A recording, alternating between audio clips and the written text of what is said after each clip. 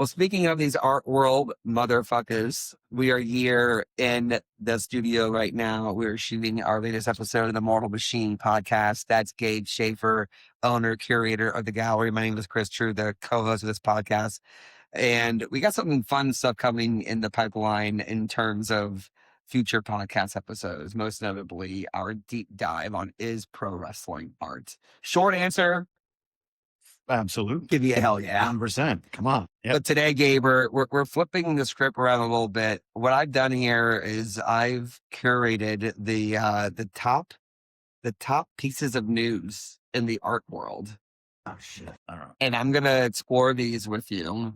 And we're just gonna hear from the man himself, and have a free flowing conversation, right? As he lights another J. Let's get it.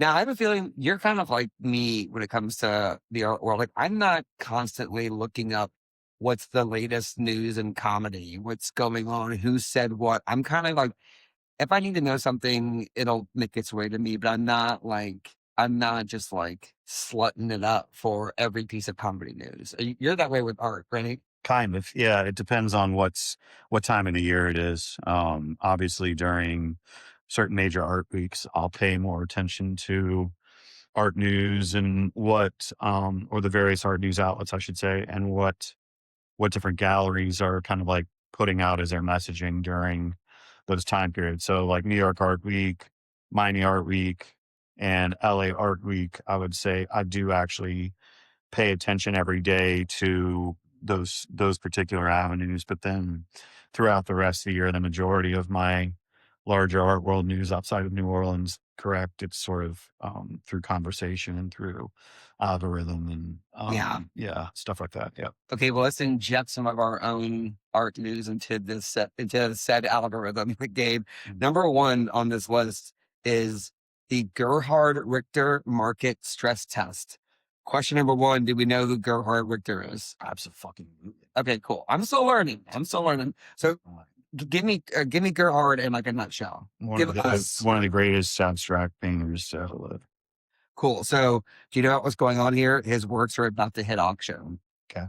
And it's being framed as a test of the entire high-end art market. Yeah, that sounds reasonable. So, like, the stakes are high, right? Like, kind of. They've inflated the ceiling to such crazy levels, though, too. So it's like when you see some of the prices that certain things go for in the auctions, as far as certain higher end areas. But he's still alive. I'm pretty positive. 94 years old. Yeah, and so that's another thing to consider too, is that Gerhard is still alive. So that's another thing that everyone has to consider. Like even if he is 94, and obviously in the later year, like the very, very later years, the fact that he's still alive is another thing to consider, because an artist becomes more valuable after they're dead.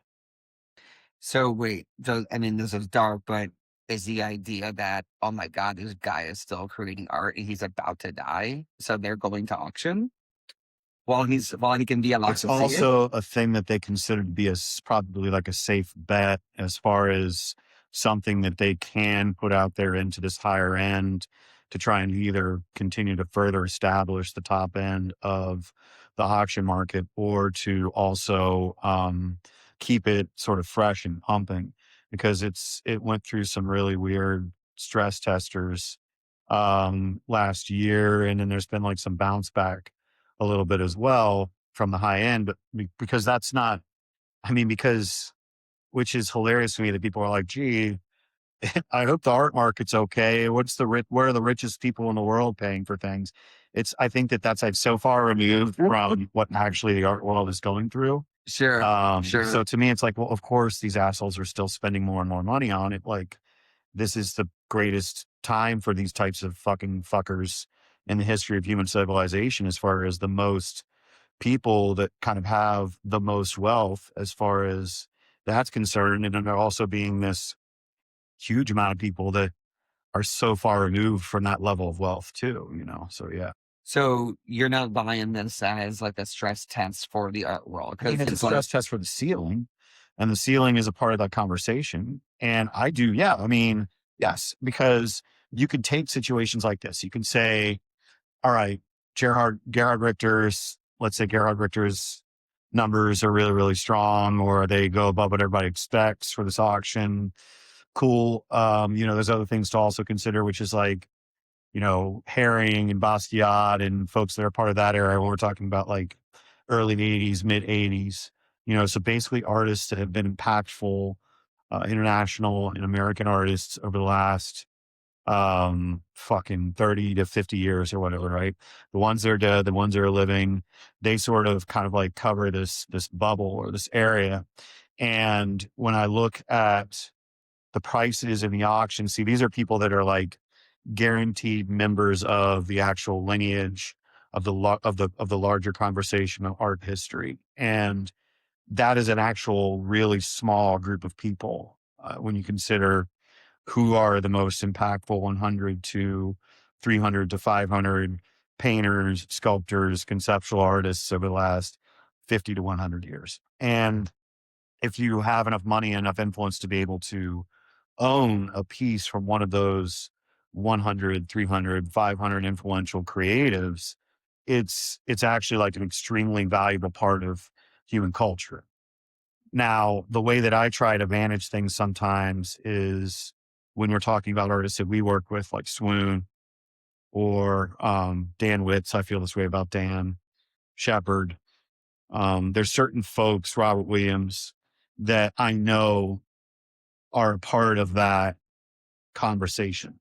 And even though they do not at present have Gerhard Richter status price points, as long as human civilization doesn't snuff itself out, as we consider to move into like the mid, Could happen. Any day, Could be happening right now.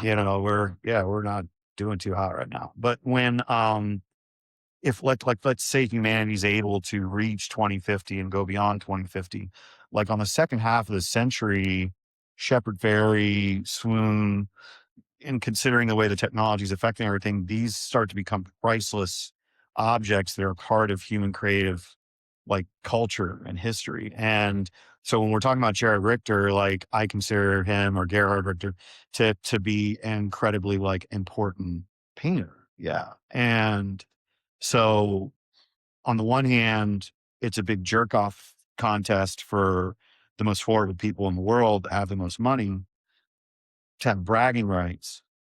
But it's also one of the gods, he's a bona fide god. So. Yeah. What else in arts and entertainment is like this? Like, who would you compare this to? What do you mean? Well, it's like some other disciplines. The disciplines, like someone else who is Michael Jackson. Okay. I'm not gonna say his name because I don't want to be canceled, but I thought of another name right now. And someone who just released a new album. Yes. Yes. I'm not gonna say this generation. Michael Jackson. No comment. No comment. I don't want anybody to know, and I don't want Shelly. I don't care about your opinion. But other disciplines, yeah, like Michael Jordan. Yeah. Franchise players. But people that like also affect generationally like lineages of crafts. So like you're so good at something that you influence these younger folks that are coming up, and you're like an influence, and they're like, because we're all standing on the shoulders of like the gods that came before us. And our job, if we're really, really serious about this, is to not only like keep it alive, but to hopefully like progress it enough so that the ones that are coming up will also follow in that. Well, okay. Well, on that note though, like, I'm just curious because we probably will also do a feature episode of like, is basketball art? Just to take one. Absolutely. It absolutely is. I know we're going to make the case on a full podcast at our time, but let's use this comparison. It's like, we in our lifetime, there will be people, there already kind of are these people who need to be reminded about Michael Jordan being the GOAT. Right now, we're of the age where it's like, that sounds crazy. We witnessed it. it. So that's what's going to happen to these artists too, right? Like, I mean, and is that what is currently happening? Like, do young collectors even care about the old guard? I think if you fall in love with something and it's a passion of yours, like I consider there's levels to collecting. There is the one level, which is just someone wants stuff that they feel they can relate to, that they want in their home or in their offices or in their spaces. There are other collectors that just want stuff because it makes sense in an aesthetic sense in their space, and they own those objects because it goes with the couch or whatever the bullshit line is. And then there are folks that actually like kind of fall in love with either a particular sector of art or art in general or art history. And they kind of go on this journey of studying it and wanting to know more about it and understand more about it. And so I do think that there are levels to this, obviously. So yeah, it is, but that's also the job of like, I feel like as I get older, my job isn't so much anymore for me to like express what I think are my new ideas about art, because I've like had a really good hardcore run. Like my job right now is to, as a curator, to like understand the lineages by and on an actual person to person basis, not just like pan out lineage. Like I need to actually show how this artist and these artists connect to these artists in like a line. And then to continue to move the work, because that's, you know, that blood is what pumps the heart, and that is art sales, that is placing these objects that these artists in these particular genres they're making on a regular basis. We've got to keep moving that work to keep the heart pumping for these movements, and then to remind and to like through my curation, and then also through the way that I talk when I talk to people just at all in the gallery or the art shows, to remind them like this stuff right now that we're getting into, or these folks we're showing, or come from this place and this place is relative for this reason to the larger picture. Yeah. So we're buying that this is a big deal, that these works are meant to hit auction. I think so. Yeah. I mean, Okay. yeah, I think it's interesting. Yeah. Next news piece, ready to go? Terrified of saying this name incorrectly because I've only seen it in print. Okay. I know the name. I don't want to don't come for me. I know the name, and I'm excited because I don't know any of these. I've never said it out loud before, but there's the Frida Kahlo. Free Colin. Frida Kahlo. Yeah, of course. Frida Kahlo. Okay. Yeah. I own a Frida Kahlo book, but I've never said it out loud before. Sure. There's an export controversy. This is coming up as the second biggest piece of news in the art world right now. There's an export controversy because Mexico is apparently pissed off about 160 major works being sent over to Spain. So critics are saying that Mexico's is risking losing cultural heritage, and it violates the Did Spain buy the works, or is it for a show, or why is Spain getting 160 pieces?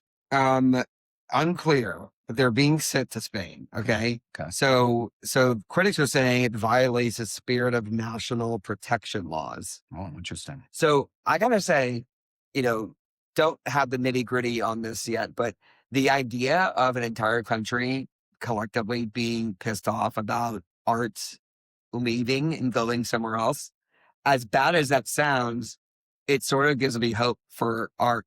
if everyone's like agrees that no, this sucks, we shouldn't let this happen. It's like, okay, people are caring about art. I think not all countries would care about art that much. I mean, I think Frida is one of the most important painters that's ever walked the earth. So there's that.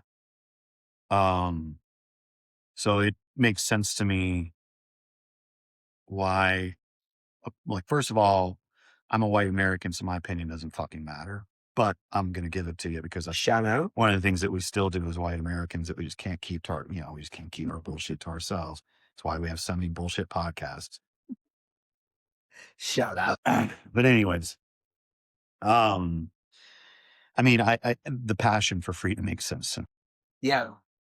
I would have to understand what the context of Spain's like. Is it like, I'd want to learn, like, understand more, because I can't really truly speak on it if I don't understand, well, why is it going to Spain? Is it an acquisition or? Well, let's walk through all the scenarios though. If it was an acquisition, how does that work? That's tough, because you can't really stop a sale of work. But it is in capitalism capitalism doesn't work that way. But however, obviously there is a lot to be said for creative national identity, and also one of their like, and I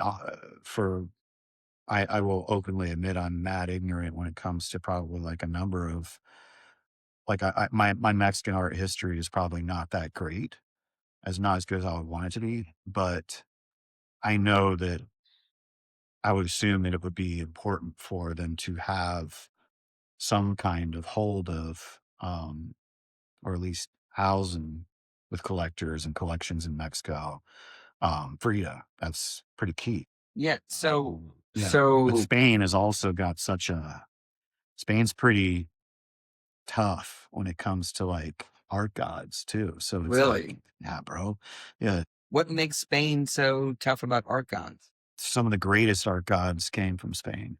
Spain was fucking everybody up for a second. I mean, when shit was hot popping in France too, like, but it was kind of like right around the same era that you had these like just baddies, operating between France and Spain. Um, and even their names, I feel like if I say their names, if we ever finally get any comments in our comment section, it's going to be art trolls being like, oh, this guy was not nice and this guy was a horrible person. It's like, yes, they're all horrible people. I understand that they're horrible people, but that's not what we're talking about. We're talking about the art, Compartmentalizing. Yeah, I'm a For Gemini. the sake of entertainment. Yeah, there you go. I mean, but they produced like some of the baddest, like that's Picasso's country, that's Dali's country, that's Miro's country, that's like some very, very potent artists that came from Spain.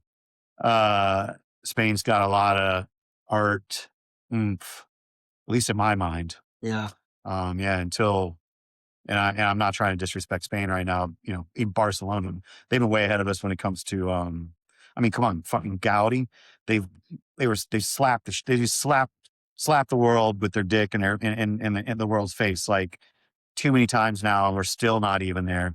Gaudi's like vintage, and look at our country, like, you know what I mean? Like, so Spain is, very potent, I think, in terms of creativity. Yeah. Okay, I want to try and relate this to our hometown here, and more specifically our neighborhood, the Bridgewater. This might be a little apples to oranges, but just follow me on this. Would this be like if some other country was just like, hey, we want the St. Louis Cathedral for those listening or watching at home? That's the iconic church that you see in most shots of New Orleans. One of the oldest in the country. Say what? One of the oldest too in the country. Yeah, yeah. So if some country were to be like, some insane number that would just solve all of New Orleans' problem. Well, it's like Saudi Arabia's like, in Riyadh, it's Riyadh season. We want the St. Louis Cathedral parked right here in the middle of Riyadh, which is an ungodly, totally so Riyadh. Like, but this would be like if the city of New Orleans said, okay, and then everyone who loves New Orleans, everyone who lives this here, would be like that. would be like, Yeah, what in the actual? Absolutely. Or if they're like, we want Marie Laveau's tomb, the house that the house that Marie died in, like anything that's Marie Laveau, we want all of it here in Riyadh so that they can have the Marie Laveau experience during Riyadh season, dun, dun, dun, or whatever. And then the city agreeing to it, and then everyone who loves New Orleans being shocked and appalled and disappointed. Getting all this money, but we're fucked it now. Yeah, I don't really, it'd be something like that. Not the cleanest comparison I know, but I'm just, I get what you're saying. I'm on metaphor patrol. We're talking about like cultural exports, and Yes. we're like, it like basically taking a core of your like cultural identity of your like country's art history and being like, well, but look at how much fucking cash we wrote on. Okay. Okay. Bonus question, babe. Yeah. If we could export any monument or anything in the world to New Orleans, what are you exporting? No. Like not this, but like I'm talking like Statue of Liberty. It's like we're putting the Statue of Liberty in Algiers Point. So like, I mean that's a bad one, bad idea, or a good idea, but something like that. Something like that. I would probably it's real basic. I would want the Great Pyramids in West Bank. the Great Pyramids of Egypt Yeah, on the West Bank of New Orleans. totally. So you would have sought the drive to go see them. Yeah, You and know it what? also put it. I want to give to the West Bank. You want to give to the West Bank. It's Yeah. already the best bank. Yeah, or we could put the Great Pyramids of Egypt, where the Six Flags, they can never get that shit right. All right, well, fucking put the pyramids there. Okay. I like And it. New Orleans East has got like mad, economic boom off the fact that they've, not to mention the mojo. Yeah. I mean, Lord God. Okay, my nominees are Golden Gate Bridge, connecting the Oh, end of because the ones we've got. Oh, okay. connecting the end of the world to the park on the other side, the ninth ward, Mm-hmm. right? I'm into that. You seen the spitting faces in downtown Chicago? These like gigantic electronic, like billboard looking. Oh, yeah. So like, they're insane. They're weird. And I think they're very controversial. I like to throw that somewhere. Maybe by the Superdome. Like a cool digital art installation. Yeah, I'm not mad at that. No, I'm not mad at that. Well, those are my nominees. Okay. My nominees. That's a fun. Right, that's fun. That was fun. That's fun. That's fun. All right, let me give you one more story, one more piece of news from again. This is asking the internet what are the three biggest news stories happening this week, and it's a little bit more vague. But the National Gallery in London is doing a massive new expansion, $750 million expansion. Okay. Because they are embracing modern and contemporary art, which historically they haven't really done. As if they have a choice, anyways. So let's talk about it because the basically the too long didn't read of this is museums are just rebranding. They have to. Hard. I mean, they have to. That's what I mean is in the lineage of all this, it's all generational shifts, and it's on these like, I don't know if the cycles are faster now because of the way that communication moves and the way that all of our attention spans are just like so screwed now. But, I would have assumed that like if you were just going to be throw out safe numbers that you would observe art in these sort of concentric cycles, right? So you observe it in what is it that's happened, what is happening in the last 5 years, 10, 20-ish, 50-ish, 100-ish. And if you're able to kind of actually sit and think that through, whether it be like, all right, well, surrealism, when we start from influences that kind of created surrealism to surrealism, and surrealism on up through to the early foundation creation of pop surrealism. And even, I guess, people that would still consider themselves pure surrealists as well, which falls into visionary art, falls into outsider art categories as well after a certain period of time. And then we get into like what would be like sort of present day pop surrealism, present day approaches to surrealism. Those types of timelines, like things are going to shift. And so if you're showing art, and I am by no means saying that I don't love paintings and sculptures from, Renaissance and medieval eras. And I mean, I even have love and great appreciation for cave paintings and mask making and early idol creation and the earliest forms of art that were rooted in mysticism and religious like context. But if you're going to want to keep putting asses in the seats, you're going to need to make sure that you're actually moving along with what connects with the people that are actually alive and the people that are younger that are going to be the adult age folks eventually. So like, I think there has been a mistake in art for a long time of having these gatekeepers that everyone just sort of assumes that they knew better than. And I think that there is a know better than when it comes to like quality of execution, impact, better than in terms of actually seeing what registers with audiences.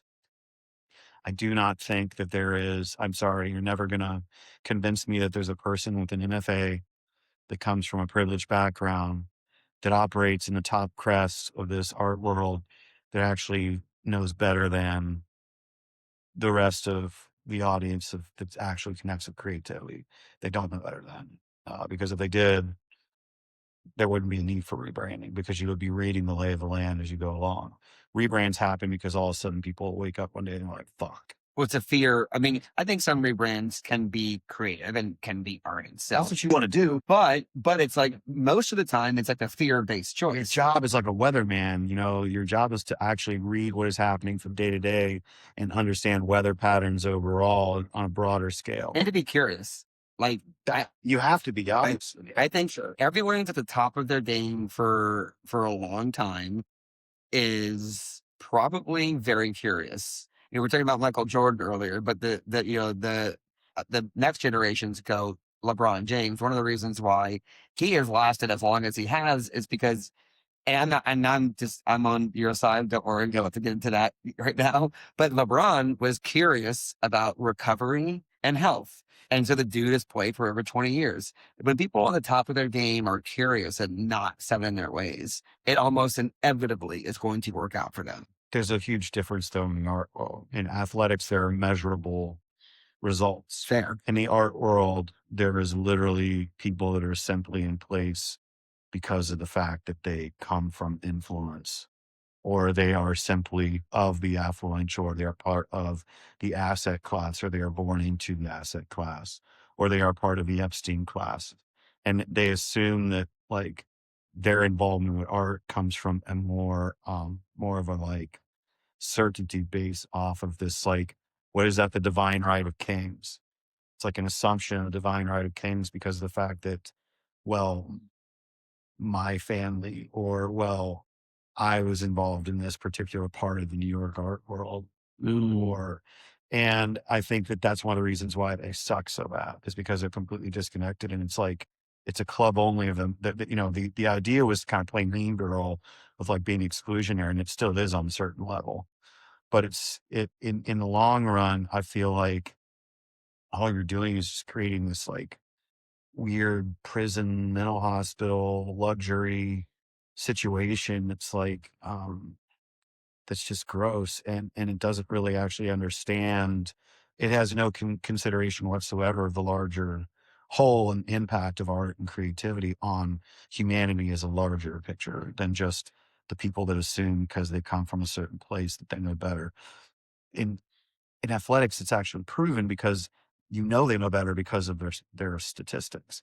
And there is that in a certain place in the art world for sure. There are people in the art world that you can show the results and the timeline of everything they've done and the results of those things that they've done. And you know that's why they're impactful.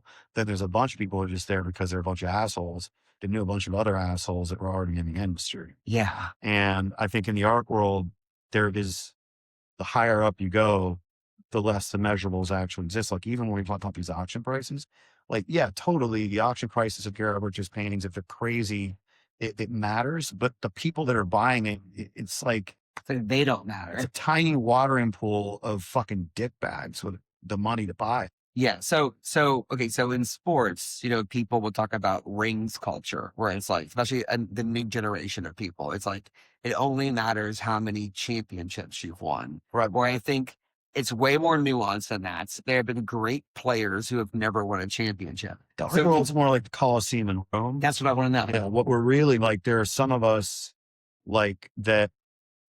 I would definitely, without 100%, consider myself to be like, if we were going to equate that, we are absolutely these like gladiators, and artists are these gladiators being, they're entertaining whoever's paying attention in this art coliseum. And our lives are absolutely on the line. And what we are, because the majority of us that are really doing something that matters are probably what, either from mental health standpoints or substance abuse standpoints or financial standpoints, or like, you know, we have some kind of affliction, a mark that makes us have to like fight for our lives. And art is one of the ways that we do that. And it's one of the ways we survive in this world, not just financially, but also psychically, emotionally, all of that. If I don't spend at least 6 to 8 hours every week sitting in an easel, I absolutely notice my mental health suffering. And so there's part of us that's there, but the thing of it is, the best that we can kind of hope for is is like a rudis is that's what they call the wooden sword. So, you know, they're gonna throw lines at us to entertain. You know, it's entertaining them right now what we're going through with how fucked up everything is. Like, Sure. they love the idea of like, oh, look at these galleries. You're such a scrappy little boutique gallery in such a tough time, and you're like, you motherfuckers. You know, I'm glad that you're entertained by that. You know, so I view the art world as being, and even those Coliseum games were kind of rigged a little bit sometimes too for their champions. So, but you're not saying the Coliseum games is like WWE in terms of Well, booking. I always say that I'm a little deranged when it comes to like storytelling. Like, I can view things in Sure. layers, and not everybody can. It might be a little too much for some people if I keep layering. I think like comparisons, but I do find relativity in a lot of things that I'm connected to. Yeah, that's why I connect to them.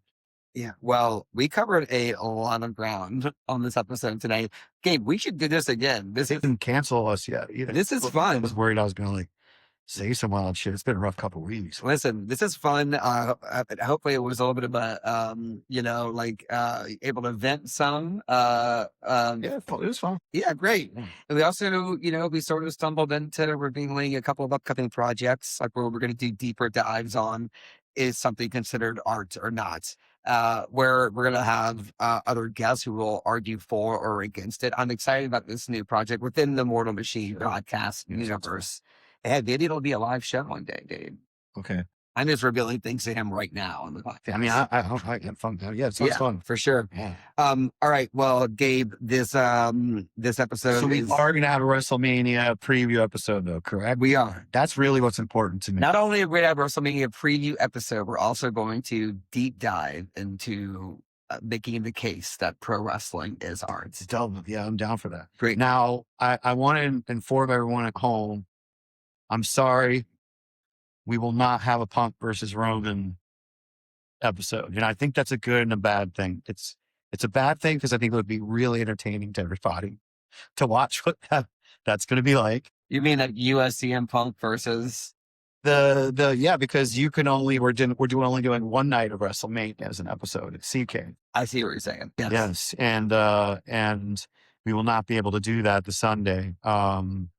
You know, but I guess it could be good because there's a good chance that's the main event. So I'll probably be right around that brownout, like that brownout zone. You're gonna be in your own universe, the game universe. You don't need to be worried about a camera and a microphone. You need to just enjoy CM Punk carry this business into the next era. Yeah, and WrestleMania is really getting through right now. Yeah. All right, y'all. Thank you so much for hanging out with us. That's Gabe Shaffer. I'm Chris True. This is the Mortal Machine podcast. Come and buy art from us, 940 and 938 Royal Street here in the Bridgewater. Also, Mortal Machine. NOLA.com and at Mortal Machine Gallery on Instagram. See y'all next time. Bye.